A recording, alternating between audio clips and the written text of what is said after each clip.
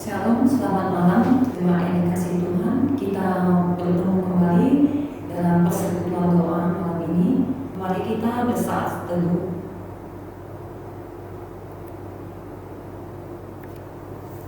Mari kita bersama menyanyikan lagu pujian yang pertama, Kau Cukup Bagiku.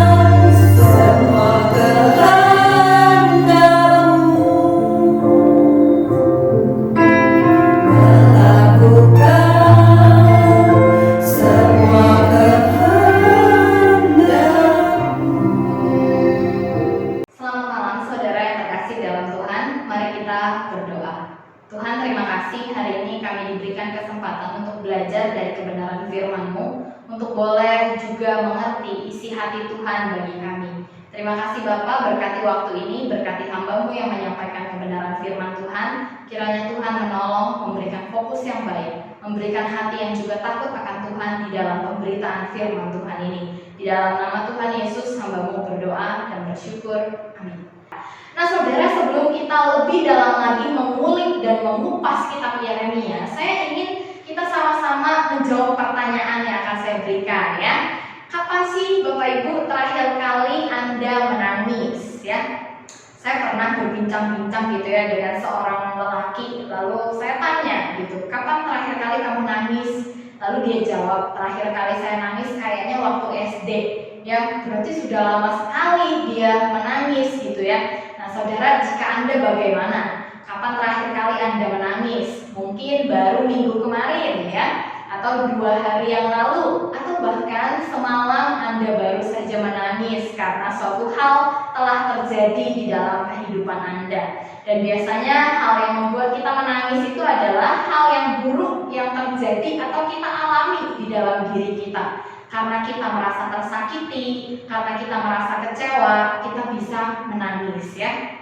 Ada beberapa penyebab nih yang sering kali jadi alasan kita menangis. Yang pertama, ada orang-orang tertentu yang kalau merasa takut maunya nangis ya. Takut mau ujian ya, takut gak lulus maka dia nangis ya, bukannya belajar tapi malah nangis gitu ya. Lalu ada juga ternyata orang-orang yang bisa menangis karena sakit hati, dan ini udah pasti gitu ya, dan mungkin Anda dan saya juga seringkali demikian. Ketika kita disakiti, kita jadinya meneteskan air mata gitu ya. Lalu ada juga yang habis putus cinta lalu menangis ya. Bahkan ada yang mengatakan putus cinta obatnya adalah menangis ya. Karena apa? Menangis sedikitnya akan memberikan kelegaan dan mengobati luka di hati. Sepertinya begitu, memang betul ya Bapak Ibu ya. Yang pernah mengalami putus cinta lalu nangis ya, katakan yes ya, enggak. Nah, jadi ada juga satu lagi penyebabnya adalah karena gagal ya. Karena tidak kuat untuk menghadapi kegagalan dan karena kecewa ya, ketika diri kita mengalami kegagalan, kita seringkali jadinya menangis ketika kita mengalami kegagalan. Saudara, tidak ada manusia yang cukup kuat untuk menerima yang namanya kegagalan di dalam hidup ini. Sebetulnya menangis bukanlah sesuatu yang salah, menangis bukanlah hal yang keliru, menangis bahkan disarankan ya oleh beberapa ahli psikolog, karena menangis akan membantu kita untuk healing atau untuk menyembuhkan diri kita. Nah Bapak Ibu, tetapi seringkali mari kita melihat kecenderungan manusia ketika menangis ya. Seringkali manusia itu menangis karena mengasihani dirinya sendiri dan merasa dirinya menjadi korban akan satu peristiwa. Nah saudara yang terkasih, jadi kita melihat ternyata ada kecenderungan ketika kita menangis itu karena ego kita terluka ya. Kita tidak menerima orang lain memperlakukan kita secara demikian. Harga diri kita terluka, harapan kita terluka, ekspektasi kita dihancurkan. Itulah yang membuat kita seringkali akhirnya meneteskan air mata. Nah, jadi bisa dikatakan kita punya kecenderungan untuk menangis karena keegoisan kita yang terluka atau karena harga diri kita yang terluka. Nah, saudara, di sini di dalam kitab Yeremia dikatakan adalah nabi yang menangis atau weeping prophet. Nah saudara, ternyata menangis itu kalau di dalam bahasa Inggris ada beberapa kata, tetapi saya ingin membandingkan dengan 2 kata. Yang pertama adalah weep, ini yang digunakan untuk menyebut Yeremia sebagai weeping prophet atau nabi yang menangis. Dan yang kedua adalah cry. Nah, kenapa tidak dikatakan Yeremia ini adalah crying prophet gitu ya? Ternyata Bapak Ibu, weeping dengan cry itu cara penggunaan kalimatnya itu berbeda. Dengan gambar ini, saya ingin menunjukkan perbedaannya. Yang pertama, ini gambar yang menunjukkan ekspresi dari weeping ya. Lalu yang kedua, ini gambar yang menunjukkan ekspresi dari crying. Ternyata saudara, kalau anak-anak kita menangis karena dia lapar, ini disebutnya crying, bukan weeping. Nah, kalau misalnya kita saking sakit hatinya Bapak Ibu, lalu kita diam-diam masuk ke kamar, kita nangis gitu. Ini yang dikatakan weep. Nah, jadi ada perbedaan. Yeremia dikatakan weeping prophet bukan karena dia menangis, bukan karena dia nangis berkoar-koar seperti itu, tetapi karena di dalam dirinya ada kedukaan yang begitu besar. Nanti kita akan belajar kedukaan apa sih yang dialami oleh Yeremia. Nah, saudara, di sini ada beberapa pemahaman yang akan membuat kita lebih mengerti apa sih sebetulnya arti dari weeping. Nah, biasanya kalau orang sedang biasanya kalau kata weep ini digunakan untuk tangisan yang tidak bersuara, ya. bukan kayak anak kecil yang nangis jerit-jerit, guling-guling. Nah, kalau weep ini digunakan untuk tangisan yang tidak bersuara. Dan juga weep ini terkadang disebabkan karena perasaan tertekan yang berat dan sangat serius. Jadi kalau anak kecil menangis, cry gitu ya, itu biasanya penyebabnya sepele. Bisa jadi karena dia lapar, bisa jadi karena dia pengen susu, bisa jadi karena dia butuh perhatian. Penyebabnya sebetulnya bisa dikatakan tidak seserius orang yang melakukan weep. Nah, jadi Bapak Ibu, kalau Bapak Ibu menangis gitu ya, Anda bisa membedakan gitu ya, saya ini sedang cry atau saya ini sedang weep gitu. Kalau penyebabnya karena perasaan tertekan yang begitu berat dan serius, bahkan ini dikatakan dekat dengan yang namanya depresi, nah Anda berarti sedang weep ya, bukan cry. Nah, jadi penyebab yang terakhir adalah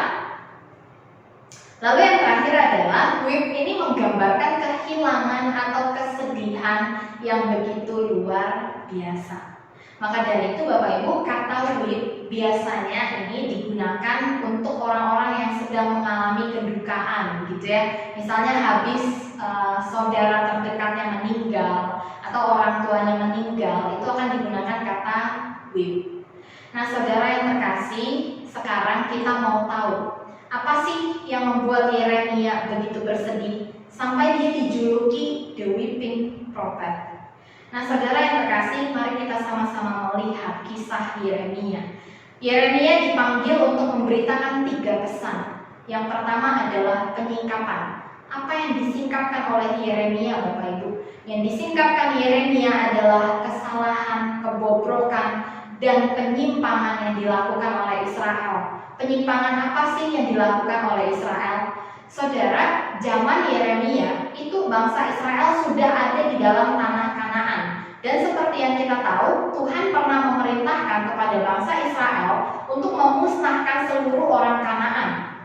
Tetapi kita melihat bahwa bangsa Israel ini tidak memusnahkan orang-orang Kanaan secara seluruhnya. Mereka memanfaatkan orang Kanaan untuk dijadikan budak. Nah, orang Kanaan ini yang hidup bercampur dengan Israel, mereka tetap menjalankan adat istiadat dan penyembahan-penyembahan berhala mereka. Lalu lama-kelamaan ternyata Israel malah terpengaruh dengan budaya penyembahan berhala Kanaan. Bahkan mereka belajar tentang dewa-dewa Kanaan. Bahkan mereka melakukan hal yang sangat amat keji di mata Tuhan. Mereka melakukan persembahan korban, tetapi yang dipersembahkan adalah anak sulung. Saudara, ini adalah ritual penyembahan dewa di Kanaan, di mana mereka mempersembahkan anak sulung kepada dewa supaya mereka bisa tetap sejahtera dan dilindungi oleh dewa. Lalu Israel juga meniru dan mencontoh mereka melakukan ini. Mereka pergi ke dalam bait suci, tetapi mereka tetap melakukan penyembahan berhala. Ini hal yang begitu mendukakan hati Tuhan. Inilah yang dinamakan hati yang bercabang, melayani Tuhan, tetapi di luar tidak seperti orang yang tidak mengenal Tuhan. Masuk ke dalam bait Allah, mempersembahkan korban kepada Allah, tetapi juga di luar mempersembahkan korban kepada Baal. Nah, saudara, contoh gampangnya ini adalah orang-orang yang seperti ini di dalam kehidupan kita sehari-hari. Mereka yang kudus di gereja, tetapi di luar tidak mengenal apa itu kekudusan. Mereka yang baik di gereja, tetapi di luar mereka begitu jahat. Mereka yang berani memuji nama Tuhan di dalam gereja, tetapi di luar mereka menggunakan mulut yang sama untuk memfitnah, memaki, menyakiti orang lain dengan perkataannya. Saudara, ini contoh gampangnya orang-orang yang hidup di dalam dualisme disebutnya. Di gereja mereka jadi orang yang seperti ini, di luar gereja mereka menjadi orang yang seperti ini. Atau lebih gampangnya lagi, mereka berserah berdoa kepada Tuhan, tetapi untuk rezeki mereka pergi ke bawah gunung gitu ya. Mereka pergi ke dalam goa untuk bertapa supaya ada kekuatan lain yang memberkati kehidupan mereka. Ini dualisme Bapak Ibu, dan ini mendukakan hati Tuhan. Dan inilah yang disingkapkan Yeremia kepada bangsa Israel. Nah, saudara, lalu yang kedua, Yeremia juga memberitakan tentang peringatan. Kalau kamu tetap bertahan dengan tingkah lakumu yang lama, akan datang hukuman Tuhan, akan datang penghukuman dari Tuhan yang begitu luar biasa. Karena Tuhan adalah Allah yang tidak mau diduakan. Dia mau menjadi satu-satunya di dalam kehidupan kita. Maka Yeremia memperingatkan bangsa Israel, jika kamu tetap bertahan dengan ritual-ritualmu yang mendukakan hati Tuhan, maka kamu akan mendapatkan hukuman. Tetapi Bapak Ibu, yang ketiga ini adalah berita yang sungguh luar biasa yang dibawa oleh Yeremia tentang anugerah Tuhan. Saudara, Yeremia menyingkapkan kesalahan orang Israel, lalu dia memberikan peringatan tentang akan datangnya hukuman Tuhan jika tidak bertobat. Lalu yang ketiga, Yeremia memberitakan bagaimana anugerah Tuhan itu akan selalu ada untuk mengampuni kamu yang sudah jatuh ke dalam dosa. Saudara yang terkasih dalam Tuhan, tidak ada orang yang sangat amat berdosa hingga Yesus tidak mampu mengampuninya. Kita semua adalah manusia berdosa yang mampu diampuni oleh Yesus. Bahkan kita juga melihat bagaimana Yesus di atas kayu salib dengan pengampunan yang begitu besar, dia mengampuni orang yang telah berbuat dosa yang begitu keji. Kita tahu apa yang mereka lakukan kepada Yesus. Mereka menyesah anak Allah yang maha tinggi. Mereka menganiaya, mempermalukan Yesus sedemikian rupa. Tetapi di atas kayu salib, anugerah itu diberitakan. Anugerah itu diberitakan bahwa Yesus Kristus mengampuni dosa manusia yang telah begitu jahat. Nah saudara, berita di atas kayu salib ini senada dengan berita yang ada di dalam perjanjian lama yang dibawa oleh setiap nabi Tuhan. Disingkapkan kesalahannya, Yesus juga menyingkapkan kesalahan orang Israel pada saat itu. Diberikan peringatan, Yesus juga memberikan peringatan kepada orang Israel pada saat itu. Diberikan anugerah, Yesus juga memberikan anugerah kepada orang Israel, yaitu pengampunan di atas kayu salib. Saudara yang terkasih dalam Tuhan, Yeremia memberitakan anugerah bahwa ketika ada pertobatan, maka anugerah Tuhan yang besar itu ada untuk mengampuni orang Israel. Tetapi saudara, yang menyedihkan adalah inilah yang membuat Yeremia dipanggil sebagai nabi yang menangis. Hampir 40 tahun memberitakan firman Tuhan, namun tidak ada satupun pertobatan. Saudara, bayangkan jika kita menasehati anak kita, ya, untuk nasihat yang paling mudah. Nak, jangan malas. Kamu itu harus jadi orang yang rajin dan giat untuk selalu berusaha. Kita dari kecil menasehati anak kita seperti itu, lalu sampai dia dewasa ternyata dia tetap jadi pribadi yang malas. Apakah hati kita tidak berduka? Pasti hati kita sangat berduka. Dari kecil kita ajarkan anak kita untuk menjadi anak yang baik, tetapi dia tidak juga menjadi anak yang baik. Hati kita pasti sakit, hati kita pasti terluka. Dan kita sebagai orang tua, saudara-saudari yang mendengarkan, yang sudah menjadi orang tua, tentu sangat memahami bagaimana perasaan ketika kita menasehati anak kita, lalu anak kita tidak mau mendengarkan. Nah saudara, begitu pun Yeremia, 40 tahun dia memberitakan firman Tuhan, namun tidak ada satupun pertobatan. Dan inilah yang membuat Yeremia dipanggil sebagai the weeping prophet. Yeremia menyaksikan juga bagaimana Israel berjaya, lalu Israel hancur ketika dibawa ke dalam pembuangan di Israel. Nah saudara yang terkasih dalam Tuhan, Yeremia berduka atas kedegilan hati bangsa Israel. Yeremia berduka atas hukuman Tuhan yang akan dijatuhkan kepada Israel. Jadi penyebab kedukaan Yeremia itu bukanlah dirinya sendiri, tetapi dia berduka karena bangsa pilihan Allah ini begitu degil, tidak mau bertobat. bangsa pilihan Allah ini begitu keras hati dan tidak mau bertobat. Yeremia berduka untuk orang-orang yang seperti ini. Yeremia berduka membayangkan bagaimana nanti hukuman Allah akan dijatuhkan kepada orang-orang seperti ini. Itulah kedukaan Yeremia yang membuat dia dijuluki sebagai nabi yang menangis, the weeping prophet. Nah, saudara yang terkasih dalam Tuhan, saya ingin bertanya, masihkah kedukaan Yeremia menjadi kedukaan kita di hari ini? Kita melihat mereka yang jatuh ke dalam dosa. Apakah kita berduka untuk mereka? Atau kita malah di dalam hati kita merasa jijik melihat mereka yang jatuh ke dalam dosa?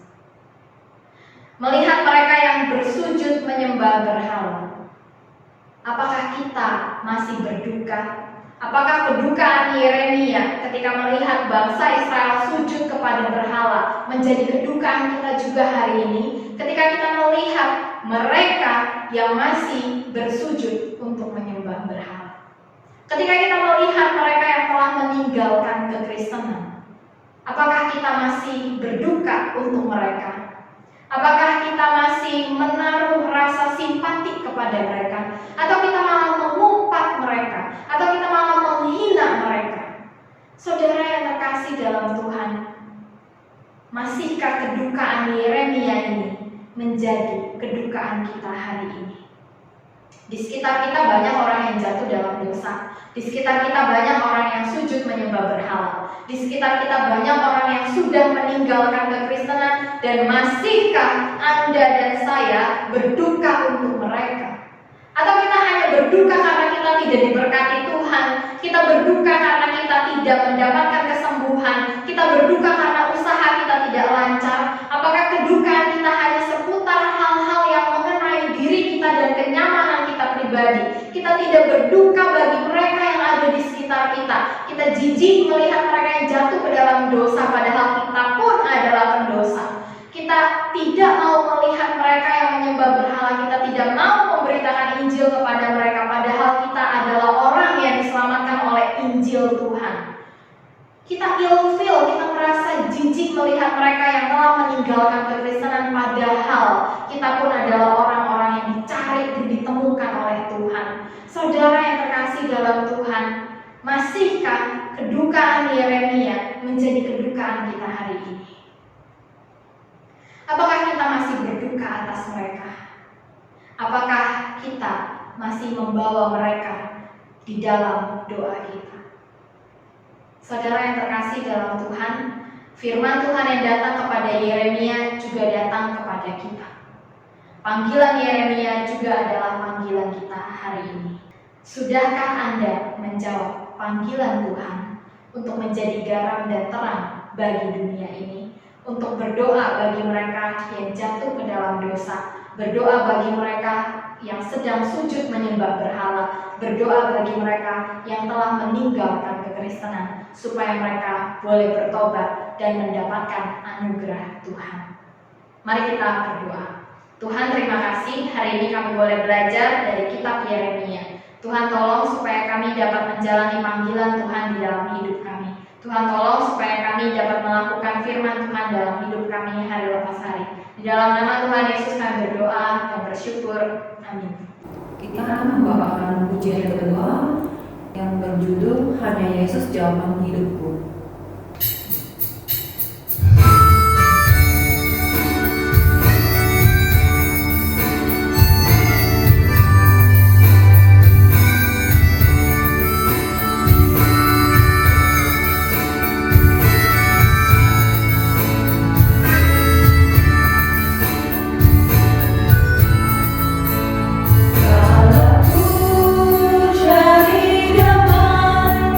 Hanya Tuhan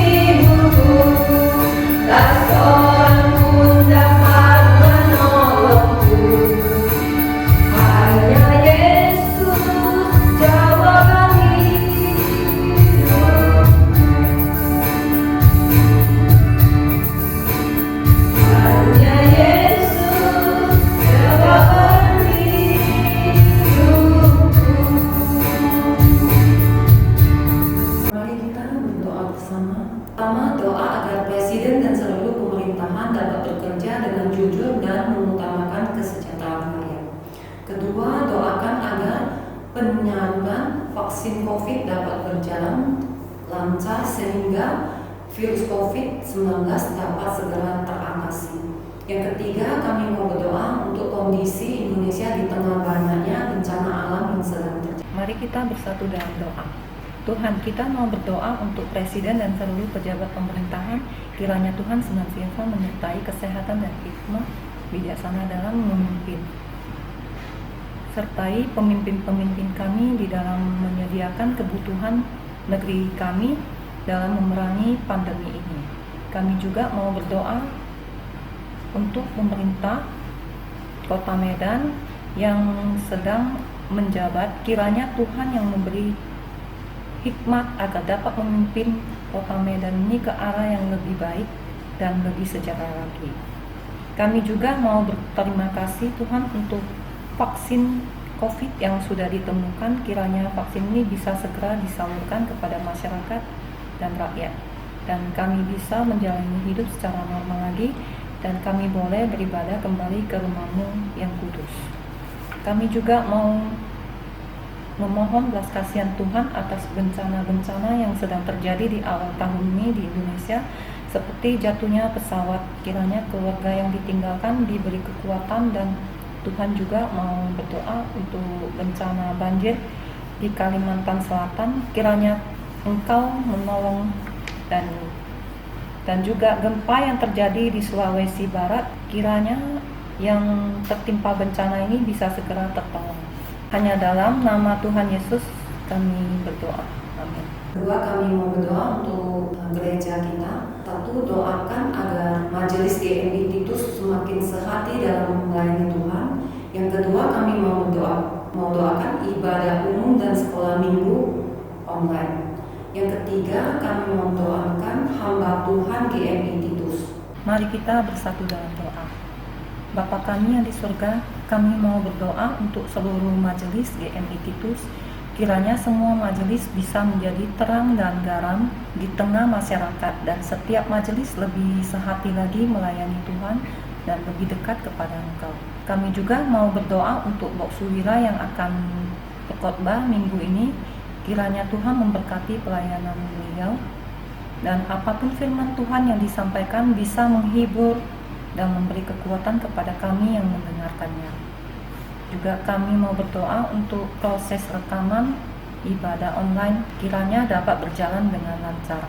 Dan untuk guru-guru sekolah minggu yang melayani, dan setiap guru yang melayani dapat diberi hikmat dan kesehatan. Hanya dalam nama Tuhan Yesus kami berdoa. Amin. Kami juga mau berdoa untuk Metodis 11. Doakan kepala sekolah, guru, staf, dan seluruh pekerja Metodis 11 agar terhindar dari bahaya COVID-19. Kedua, kami mau doakan rencana pembelajaran tetap muka dapat segera terlaksana. Yang ketiga, kami mau doakan proses pembukaan SMA Metodis 11 agar segera terwujud. Mari kita bersatu dalam doa. Tuhan, kami mau berdoa untuk Metodis 11. Kiranya Tuhan senantiasa memberkati pemimpin sekolah kami, Ibu Eli. Beri dia kesehatan, hikmat bijaksana dalam memimpin sekolah ini, dan beri kekuatan dalam menghadapi segala masalah dan tantangan dalam memimpin sekolah Metodis 11. Kami juga berdoa untuk guru-guru dan staf dan seluruh pekerja Metodis 11. Kiranya mereka diberi kesehatan dan terhindar dari bahaya COVID-19. Kami juga mau mendoakan pembelajaran tatap muka segera terlaksana dan seluruh murid dapat belajar dengan baik. Kami mau berdoa juga untuk rencana pembukaan SMA Metodis 11 dapat segera terwujud dan berbagai kendala dapat segera teratasi. Hanya dalam nama Tuhan Yesus kami berdoa. Amin. Doa bagi jemaat lansia GMI Titus. Kami mau berdoa untuk Ailai Kim dan Ailai Son, Ai Hong Chin I, dan Mama Rafe, Aceh Hoksai, Mama Bu Eli, dan Mama Ciliking. Kiranya Tuhan memberi kekuatan dan sukacita selalu kepada setiap jemaat lansia. Mari kita bersatu dalam doa. Tuhan Yesus, kami mau berdoa untuk jemaat GM Titus yang saat ini sudah memasuki usia indah. Kiranya Tuhan selalu menyertai kehidupan mereka.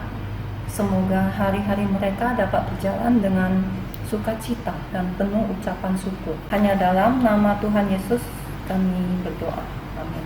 Kami juga mau berdoa khususnya bagi jemaat GM Titus.